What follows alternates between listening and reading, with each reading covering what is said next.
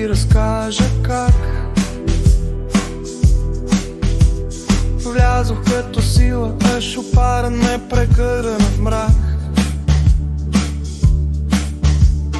Целия в пачки създъхна стар диктат.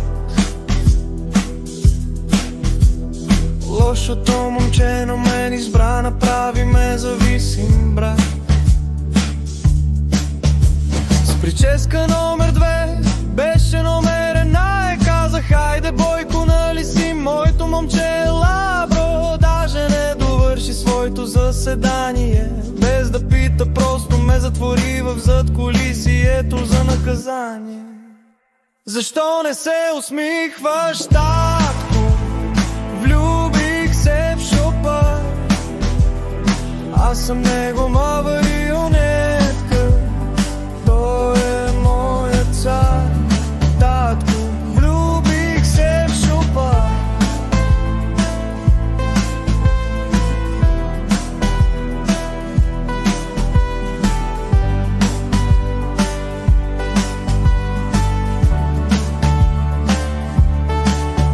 От тогава си живеем двама в парламент. Той диктува всичко, даже кой е премиер. Пускаме на сцена само ако съм в тон и само пред комисия и само в правилния трон.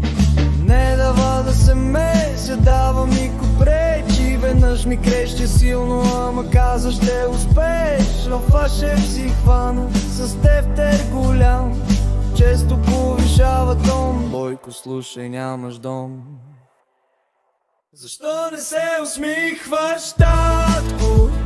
Влюбих се в шопар, аз съм негова марионетка, той е моят цар.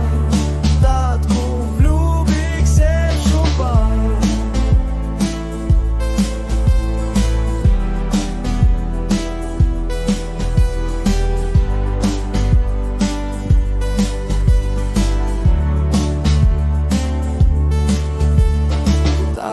Моля те, от тази хватка ме спаси.